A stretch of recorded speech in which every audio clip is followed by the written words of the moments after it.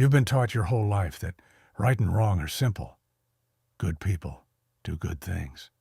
Bad people do bad things. But history tells a different story. In one country, a man who kills is called a murderer. In another, he's called a soldier. In another, he's called a hero. Same action, different label. So which one is true? Imagine a man stealing bread. If he's rich, he's a criminal. If he's starving, he's desperate. If he's feeding a family, he's tragic. If he's rebelling against a tyrant, he's righteous. The act never changes. Only the story does. That's when you start to notice something uncomfortable. Right and wrong don't come from the action. They come from who is telling the story. Machiavelli understood this long before modern psychology did. He saw that rulers could not survive by being good in the moral sense. They survived by appearing good while doing what was necessary. To him, morality was not sacred. It was political. If kindness preserved power, be kind. If cruelty preserved power, be cruel. Not because cruelty was good, but because survival came first. And that already cracks the idea that morality is universal. Because if right and wrong were absolute, then they wouldn't change when circumstances change. But they do. A lie told to protect a child is called love. A lie told to protect yourself is called betrayal. A lie told to protect a nation is called strategy. So which is it? Lying is wrong until it isn't. And this is where Nietzsche steps in and makes things darker. He argued that morality wasn't discovered. It was invented. By the weak to restrain the strong. By the suffering to judge the powerful. By the herd to protect itself from those who stood above it. What we call evil often just means dangerous. What we call good often just means obedient. And suddenly, morality stops looking like truth and starts looking like a weapon. Not a physical one, a psychological one. Used to shape behavior, used to control desire, used to define who belongs and who doesn't. Which means when you say, this is wrong, you're not just making a judgment. You're revealing the values of the group you came from. And that's when the question becomes unavoidable. If right and wrong depend on culture, power, and survival, are they truths or are they tools? Now let's make this personal. Think about something you once believed was wrong, something you were taught as a child, something that felt obvious. Now imagine growing up somewhere else, different country, different religion, different history. Would that belief still feel obvious, or would it feel strange? A practice called immoral in one culture is sacred in another. A behavior punished in one society is celebrated in another. Even in your own lifetime, you've seen this shift. Things once considered sinful become normal. Things once normal become shameful. So if morality can change, then what is it really tracking? The Stoics tried to solve this problem. They said true good and evil aren't found in actions, but in character, not in what happens, but in how you respond. To them, virtue meant acting in harmony with reason and nature, not obeying social rules blindly, which already suggests something important. Social morality and personal virtue are not the same thing. Society says, this is right. The Stoic asks, does this make me better or worse as a person? And that distinction matters, because societies reward what keeps them stable, not what makes individuals honest. Machiavelli saw this clearly. He noticed that states survive by rewarding loyalty, punishing disruption, and rewriting morality when necessary. A rebellion is immoral. until it succeeds. Then it becomes a revolution. A ruler is unjust until history calls him necessary. Right and wrong don't disappear. They get reassigned. And Nietzsche would say this isn't a flaw in humanity. It is humanity. We create values because the universe doesn't give us any. There is no cosmic judge, no built-in meaning, no universal scoreboard. There is only interpretation. That doesn't mean anything goes. It means meaning is made, not found. Which explains something you've probably felt before. That moment when a rule feels wrong, but breaking it feels right. Or when following the law feels more immoral than disobeying it. That tension is not confusion. It's awareness. It's the moment you realize that morality is not carved into reality. It's written by humans trying to survive together. And now comes the dangerous part. If right and wrong are constructed, then you can't outsource your conscience. You can't hide behind tradition. You can't hide behind law. You can't hide behind that's just how it is. Because then morality becomes a shield instead of a responsibility.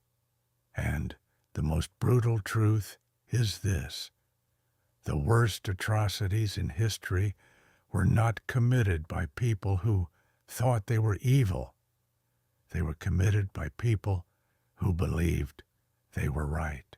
So if right and wrong are not absolute, what's left? Chaos? No. What's left is awareness. Instead of asking, is this allowed? You start asking, what does this do to others? What does this do to me? What kind of world does this create? The Stoics would say, you cannot control the system, but you can control your character. Nietzsche would say, you must examine where your values came from before you let them rule your life. Machiavelli would warn, power will always dress itself in moral language. Together, they point to the same lesson. Morality is not a set of commandments. It's a battlefield between survival and compassion, between order and truth, between obedience and conscience. And most people never question it. They inherit their beliefs, repeat their judgments, defend their side, condemn the other, not because they've examined good and evil, but because they've absorbed it, which makes morality less like a compass and more like a uniform. You wear it so you belong. But the moment you step outside it, you see something unsettling. People don't disagree about facts as much as they disagree about values. And the values come from fear, history, and power. That doesn't mean you should become cynical. It means you should become precise. Instead of thinking in heroes and villains, you start thinking in incentives and consequences. Instead of asking, who is evil? You ask, what conditions produce this? Instead of worshiping your own side, you inspect it. And that's the real threat. Not immorality, but independent moral thought. Because a person who knows that right and wrong are shaped is harder to manipulate with guilt, harder to scare with labels, harder to control with outrage. They don't stop caring. They start choosing carefully. And maybe that's the final paradox. If right and wrong were truly illusions, they wouldn't matter. But they matter precisely because we create them. Because every value you adopt shapes how you live, how you judge, how you treat others. So the illusion is not that morality exists. The illusion is that it exists without us, that it floats above human life instead of growing out of it. And once you see that, you stop asking, what is right? And start asking, what kind of person am I becoming when I believe this? And what kind of world does it build when everyone does? Most people never notice when their moral beliefs change because the change is gradual. A society doesn't wake up one morning and announce that right and wrong have been rewritten. It just shifts what it rewards. At one point in history, honor meant dying for a king. Later, it meant dying for a nation. Later, it meant dying for an idea. Now it means surviving for yourself. The words stay the same. The meaning moves. And this is how moral systems survive. They adapt to whatever keeps the group alive. That's why acts once praised become crimes, and acts once condemned become rights, not because truth evolved, but because circumstances did. Machiavelli would say this is not corruption, it is realism. He understood that a ruler cannot afford moral purity if it leads to collapse. A city that insists on goodness at all costs will be conquered by one that does not. So morality bends to necessity. Nietzsche took this further and said something even more disturbing. He argued that what we call good often comes from weakness, not wisdom. That values are born from resentment, from people who lacked power and needed a way to judge those who had it. So instead of saying, I am weak, they said, you are evil. And instead of saying, I cannot take, they said, it is wrong to take. Over time, these judgments hardened into moral law. And once something becomes law, it no longer looks like opinion. It looks like truth. This is why morality feels so solid. Because it's been rehearsed for centuries. You were born into it. You absorbed it before you could question it. It feels like instinct, but it's inheritance. And that explains something strange about outrage. Why people get angrier at violations of belief than at real harm. Why symbols cause more rage than suffering. Why words are punished more than actions. Because what is being defended is not morality. It is identity. To attack someone's sense of right and wrong is to attack their place in the group. And groups respond to that like organisms respond to threat. They don't debate. They reject. They label. They isolate. Because if morality is not absolute, then belonging becomes uncertain. And that uncertainty is unbearable. So people cling to simple stories. Good people versus bad people. Heroes versus villains. Victims versus monsters. Not because the world is simple, but because the mind needs it to be. This is why history is always rewritten. Why yesterday's criminal becomes tomorrow's liberator. Why yesterday's hero becomes today's tyrant. The moral lens flips when power flips. And what looks like justice is often just a perspective of the winner, which leads to the most uncomfortable conclusion of all. If morality shifts with power and survival, then most people do not hold values. They hold positions. They don't ask what is right. They ask who is winning. And then they call that morality. So if right and wrong are not fixed truths, and not illusions either, what are they? They are maps. Crude ones. Drawn by human fear, human need, human conflict. They help groups function. They help individuals belong. They reduce chaos by telling people how to behave. But maps are not the territory. And when people confuse the two, they stop seeing reality. They stop asking whether their values reduce suffering or just protect status. They stop asking whether their judgments create peace or just punish difference. The Stoics tried to solve this by pulling morality inward. They said that the only true good is the state of your character, not reputation, not approval, not law. They believed you could live in an unjust system without becoming unjust yourself. Nietzsche rejected that idea of universal virtue, but agreed on one thing, that inherited morality should be questioned.